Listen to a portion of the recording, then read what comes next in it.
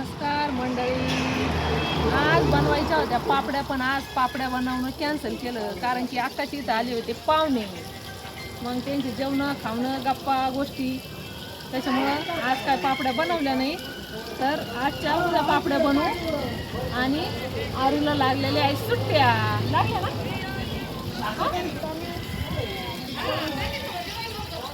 मग म्हणे 22 तारखेला सुट्ट्या लागणार आहे. आणि आज म्हणते 26ला सुट्ट्या लागणार आहे. आता आरोपवर नाही विश्वास ठेवायचा, पण या इथं मॅडम बसते त्यांनाच विचारून कधी सुट्ट्या लागणार आहे शाळेला. कधी सुट्ट्या लागणार? 1 तारखेला. 1 तारखेला? 1 तारखेला. या पहा अक्काची आई पण गेली. तिला म्हणलं कशाला पाठवती, का म्हणून पाठवली सांग बरं. आता तिला लय आठवण येते सगळ्याची. ती रात्री रडत होती म्हणून म्हणलं जाय बाई तो झाली की लहान पाहिलं का. असंच राहतं म्हाताऱ्या माणसाचं. आता त्या काहीच नाही, त्रास नाही, काय नाही, काही नाही. तिला करमत नाही, काही सांगत पण नाही का मला इथं पाहिजे का तिथं जायचंय, काहीच नाही. तिला सगळ्या लेकींची आठवण येते. तिला असं वाटतं इथं 4 दिवस 4 दिवस असं राहावा. आता म्हाताऱ्या माणसाचं कसं आहे, म्हातारा माणूस झालं का आमची परिस्थिती तीच होईना. आम्ही म्हातारं झालो, पण आता तिला 2-4 लेकी आहे, तशा आम्हाला एकच मुलगा एकच मुलगी. आम्ही कोणाकडे जायचं असं राहतं म्हाताऱ्या माणसाचं. त्याच्यामुळं म्हाताऱ्या माणसाचं काय मनावर नाही घ्यायचं. आता आपल्याकडे म्हणजे आपण जीव लावायचा असं आहे. हां, त्याच्यामुळं मावशी आली होती, मग बाईला घेऊन गेली, आजीला घेऊन गेली.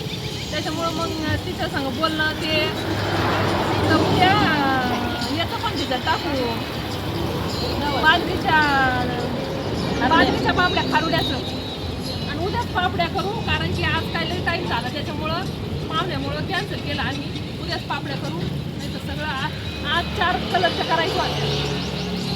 ते पहा माझा दादा आणि अक्का रस काढती.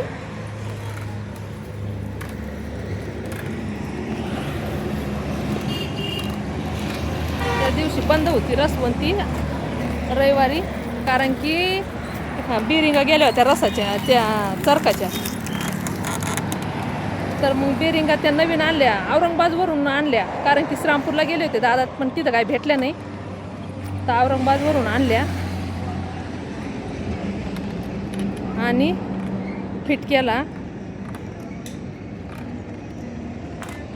तर एकदम मस्त निघतोय रस, कारण की त्या दिवशी ते बिरंग गेल्यामुळं आवाज येत होता. तर आता व्यवस्थित चालतोय आणि बैलाला पण काही जड जात नाही. हे बा आमची आरू कशी फिरती उन्हामध्ये,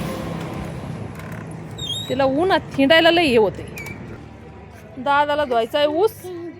एक मोटर बंद केली आणि एक चालू केली, तर ती गेली लाईट. तर आता ती चालू करायला गेली का काय माहिती, सोडलाय पाईप त्या दुसऱ्या पाईपामध्ये. हे बा हिचं धिंगाणा, आरूचा धिंगाणा. की लाईट गेली होती तर दादांनी त्या याच्यात पाईप सोडला होता ती. हा, रस काढला, हात धुवून राहिलाय.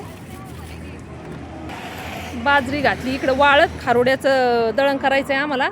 तर अक्का म्हणे दळण करू. म्हणलं बाई थांब थोडंसं, लय ऊन पडलं आणि ती बाजरी पण लय तापली. तर म्हणलं थोड्या वेळाने ऊन उतरल्याच्या नंतर दळण करू म्हटलं. तर थांब म्हणलं, हे गिऱ्हाईक चालू आहे, याला कैऱ्या आल्यात का नाही काय माहिती, दिसाना पण, कारण की यावर्षी काय कैऱ्या दिसत नाही याला. मागच्या वर्षी लय लदला होता पूर्ण आंबा, लय आंबे खाल्ले या आंब्याचे. हे पहा उन्हातून इकडं बाई उन्हात खेळू राहिलाय सायकल.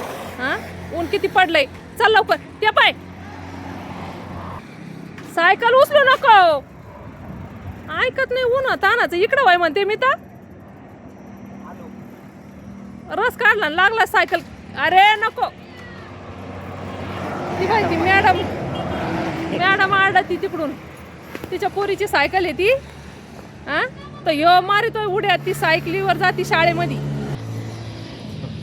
तर एवढ्या उन्हात दादा म्हणते कांदे चाळा, ते तिथं चाळणी ठेवलेली जाळी ती भरायची.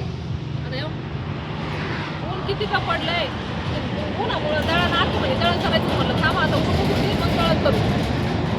बाजरीचं दळण करू आणि खारुड्याला पण दळण करू म्हणलं ऊन उतरल्यानंतर ना. ते उन्हामध्ये कांदे भरा म्हणते. ते बा अक्का आवाज देते ती म्हणते किरणला फोन करा गाडीचं काम झालंय का नाही. तर पाहू आता किरण भाऊला फोन करून विचारू काय म्हणतोय काय नाही. भेटूया पुढच्या ब्लॉगमध्ये.